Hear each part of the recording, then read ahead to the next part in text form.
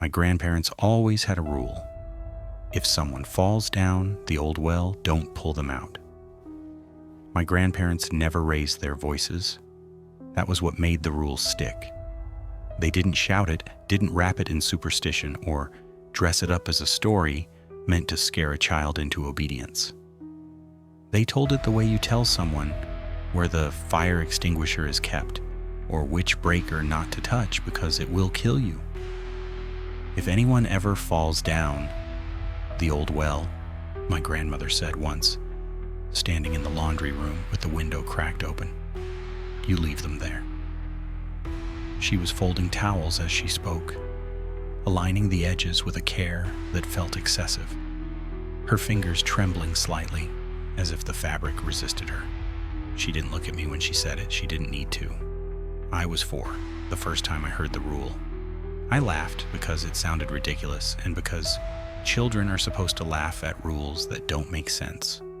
You laugh to test them to see if they break. My grandfather stopped me. He didn't raise his voice either. He didn't even frown. He just looked at me. The way you look at a dog that has spotted something dangerous and is already leaning forward, muscles coiled. You promise, he said.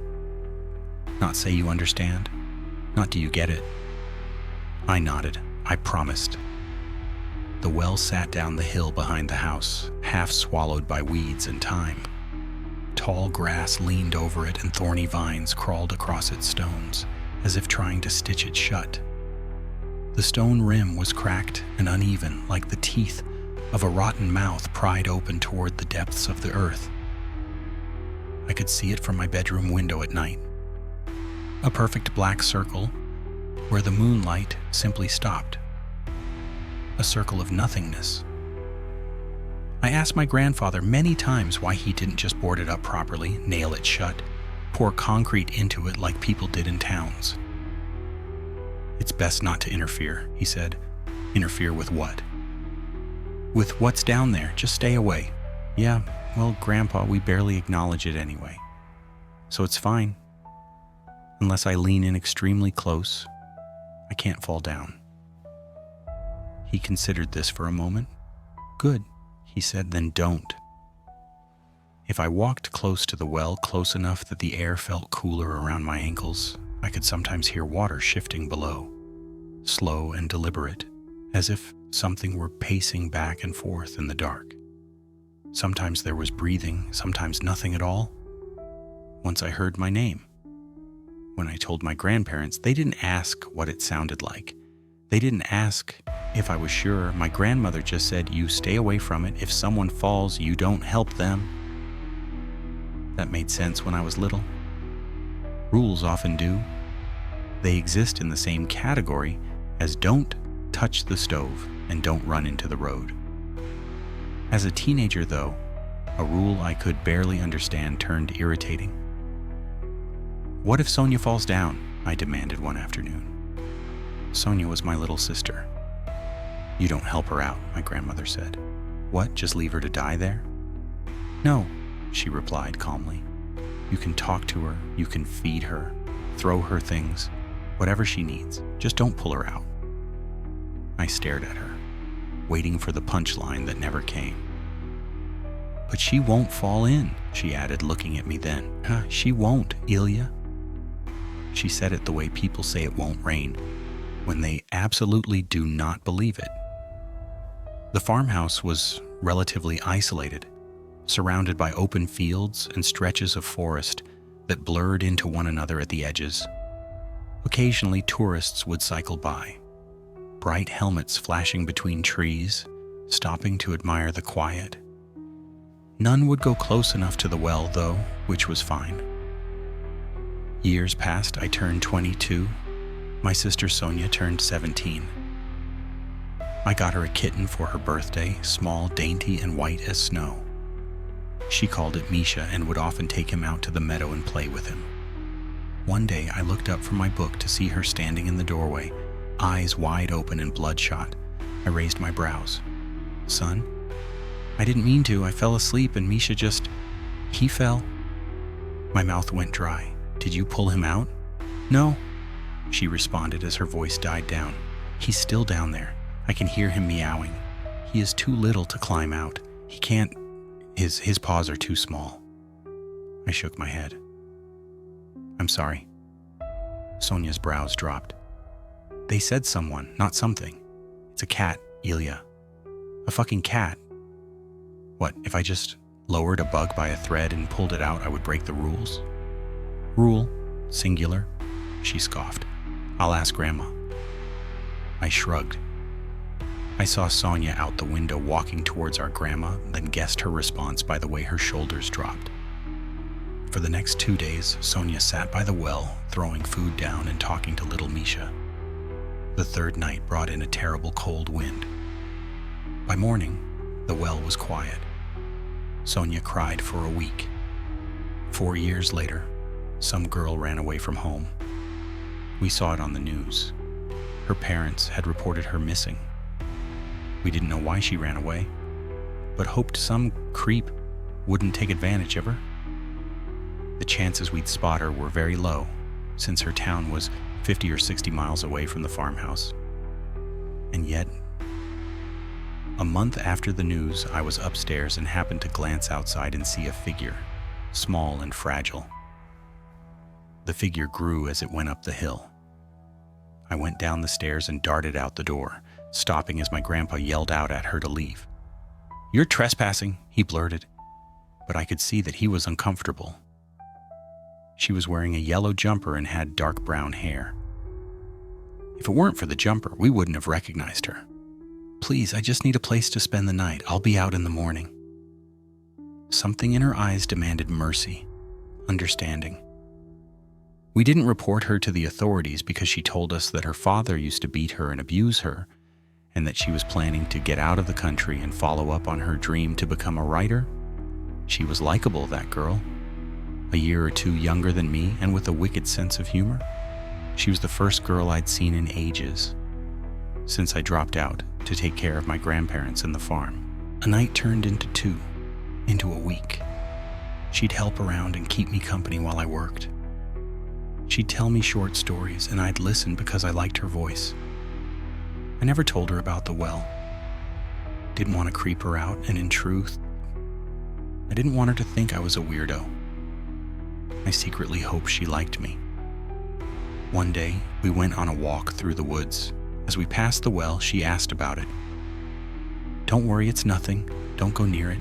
You can easily fall in." "Is it deep?" she asked, stepping closer to the well. A knot tied into my stomach. "Hey, easy," I said. Hey, please be careful." She placed her hands on the rim and looked down. "It's not that deep. I can see the water below." "Don't, please come back." My mouth was dry and my voice cracked a little. She shot me a curious look. "What, you afraid I'm gonna fall? Would you miss me?" "Dina, please just come back. I've been warned about that well since I was a child. It's sinister. I've been told not to pull out anyone who falls inside." She turned sober. "Is that true?" "Yes." A pause followed. I felt she didn't believe me, but didn't want to know anymore. I want to say she came back. I want to say she didn't trip and fall, as if some invisible force had pushed her down. I want to say I didn't yell and rush to the rim, looking down, to see Dina's head emerging from the darkness. That's not what happened, though. I heard her gasp down there and then laugh nervously. "Fuck, Ilya. It's not that deep, but I don't think I can climb out. I may have sprained my ankle. Just throw me in a rope or something." I stepped away. Ilya, you can't be serious." A rule was a rule. I was raised to follow rules. My throat tightened.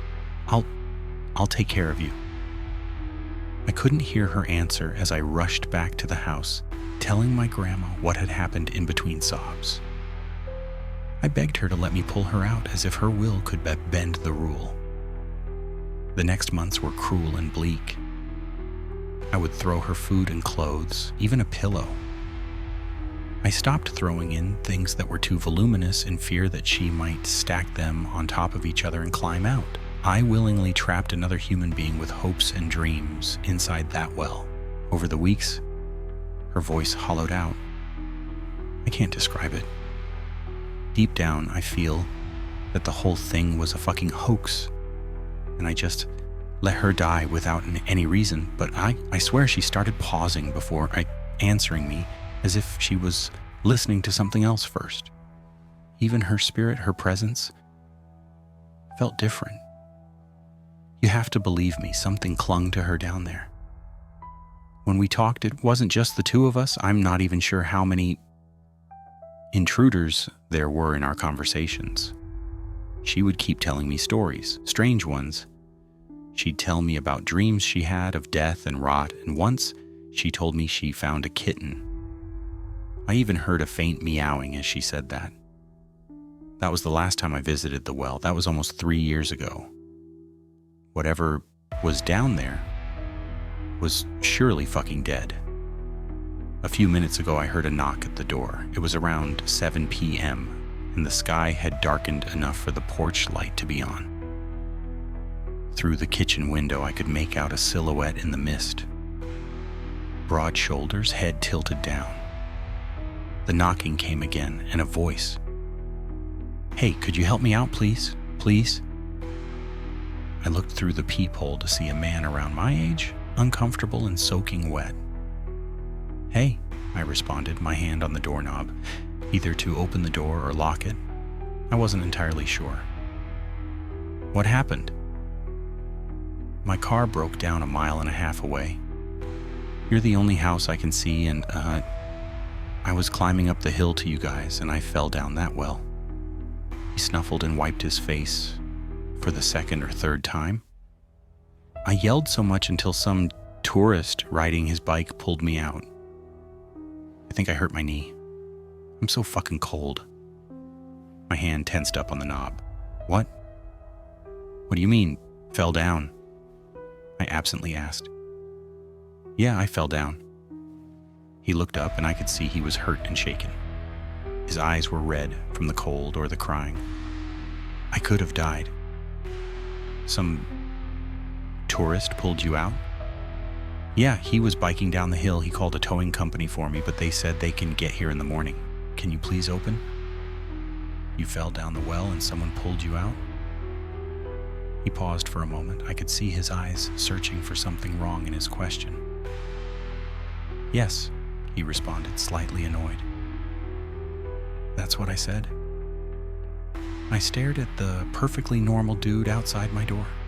If he was completely fine, then I let Dina die for nothing. For some stupid fucking rule my crazy grandparents had made up. My mind braced for an impact that never came. I was gradually swept up by an immense sadness, an immense disappointment in myself and my family. "Did you see something down there?" "Man, look, I didn't fucking inspect the well. I was focused on getting out. It was too dark for me to see. Just let me in and the 4 of us can talk. I'm soaking wet and it's January." My grandparents are sleeping upstairs. How the fuck did he know there would be 4 of us in the house? As I'm typing this, he is begging me to open the door. Should I, or should I let him die like I let Dina die? Is he even alive?